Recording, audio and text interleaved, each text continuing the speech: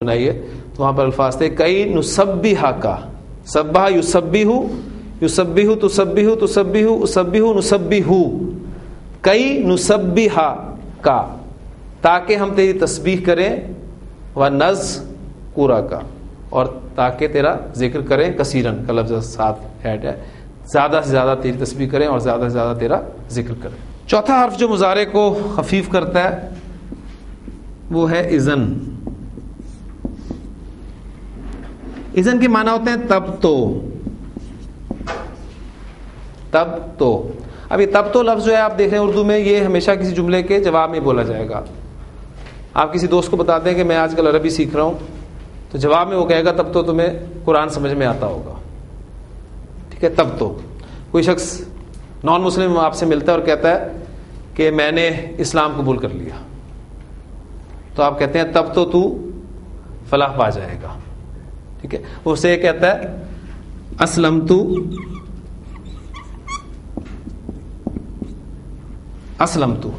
میں نے اسلام قبول کیا۔ اب جواب میں آپ کہیں گے اذن فلاح پانا، افلح یفلح، تو فلاح پائے گا، تفلح۔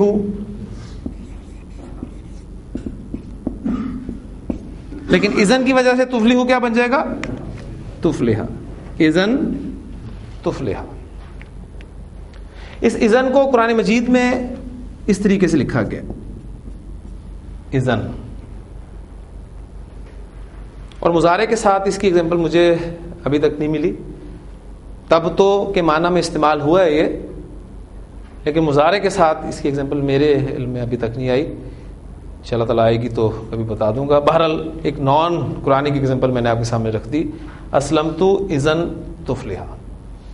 اب صرف فنکشن آپ دیکھ لیں کہ اس کا کام ہے، اگر یہ مضارع سے پہلے استعمال ہوگا تو مضارع کو خفیف کرے گا، بس سے زیادہ اس کی ایگزامپل میرے پاس نہیں ہے۔ تو لن اور ان یہ آپ کو کثرت سے ملیں گے، کئی اور اذن اس کا استعمال میں نے آپ کو بتا دیا۔ یہ چار حروف ہیں بنیادی جو فعل مضارع کو خفیف کرتے ہیں، ٹھیک ہے۔ اس کے علاوہ دو حروف اور ہیں جو مضارع کو خفیف کریں گے۔ ہمارے گرامر والے جو ہیں وہ کہتے ہیں کہ ان حروف کے بعد ان چھپا ہوا ہوتا ہے، وہ ان در حقیقت مضارع کو خفیف کرتا ہے، یہ حروف کچھ نہیں کرتے۔ لیکن اگر ہم سادہ طریقے سے سمجھنے کے لیے ان کو بھی اس لسٹ میں شامل کر لیں تو کوئی حرج نہیں ہے۔ وہ حروف ہیں حتی، اس کا ترجمہ یہاں تک کہ،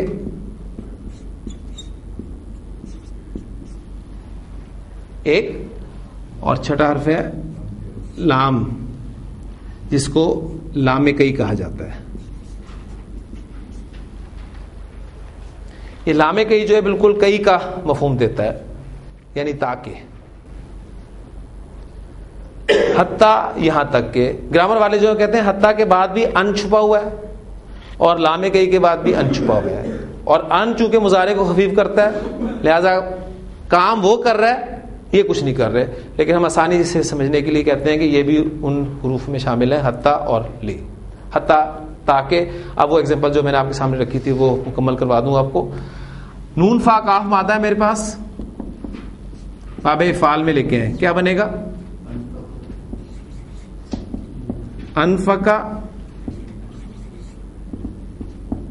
ينفقو انفاقن، تم خرچ کرتے ہو، تنفقون۔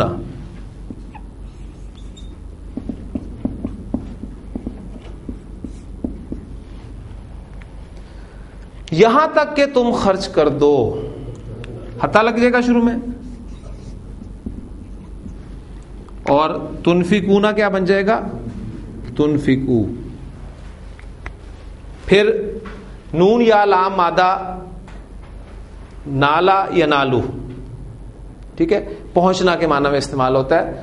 تم پہنچتے ہو یا پہنچو گے، تنالونا۔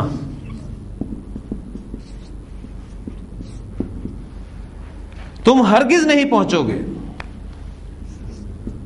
لن تنالونا تھا وہ خفیف ہو گیا، تنالو آ گیا۔ تو جو میں نے آیت آپ کے سامنے رکھی تھی کہ لن تنالوا البر، تم نیکی کو ہرگز نہیں پہنچ پاؤ گے حتی تنفقوا مما تحبون. وہاں تحبون اسی طریقے سے استعمال ہوا ہے، یہاں تک کہ وہ خرچ کر دو جو تمہیں محبوب ہے.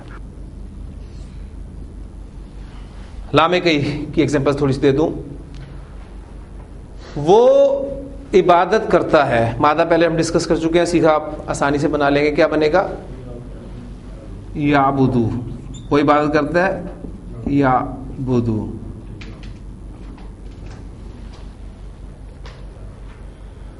وہ عبادت کرتے ہیں، یعبدون.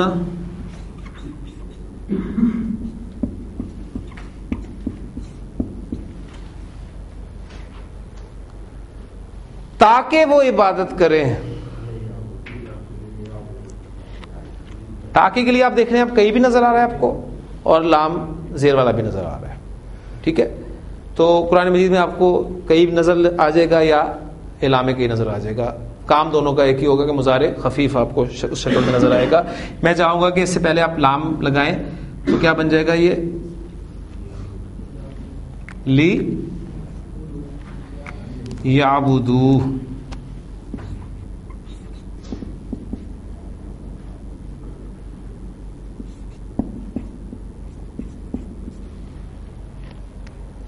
ٹھیک ہو گیا.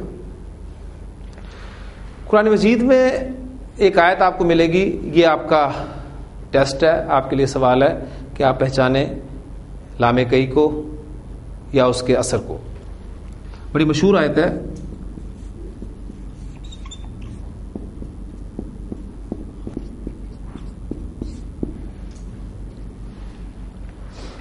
وما خلقت الجن والانس الا لیعبدون.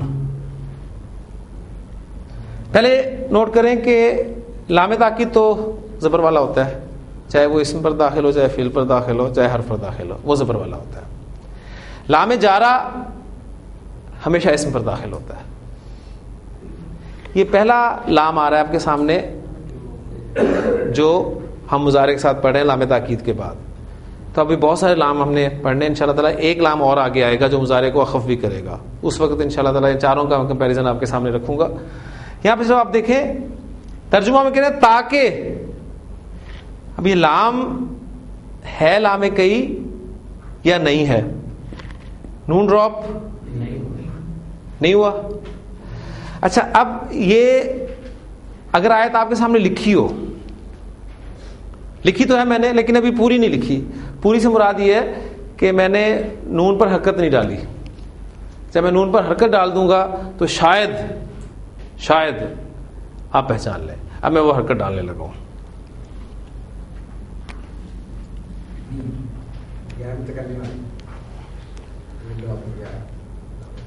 ہاں جی، اب کچھ ذہن میں آیا؟ یہ دیکھیں میں نے آپ کے سامنے رکھا ہوئے دو سیگے. یعبدون، یہ اگر یعبدون ہے جو کہ نہیں ہے، آپ کو نظر آ رہا ہے وہاں نون پہ زبر ہے، یہاں نون پہ زیر ہے. یہ زیر کہاں سے آ گئی؟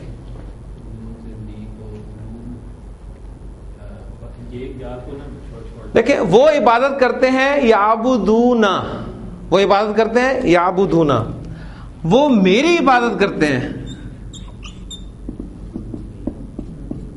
یعبدون نی. یہی ہے نا، وہ میری عبادت کرتے ہیں یعبدون نی. اچھا، لام جب شروع میں لگا تو یعبدو لیعبدو نی، وہ بن گیا نا. اور یا متکلم آپ کو پتا ہے اکثر جگہ سے حذف کی جاتی ہے. آپ کی جو ہے قل یا ایھا الکافرون، اس میں آپ دیکھتے ہیں لکم دینکم ولی، وہاں کیا الفاظ ملتے ہیں آپ کو؟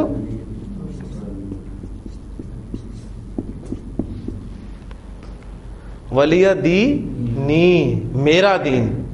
یا متکلم حذف کر دی گئی، وہ زیر بتا رہی ہے کہ یا متکلم یہاں سے چھپی ہوئی ہے.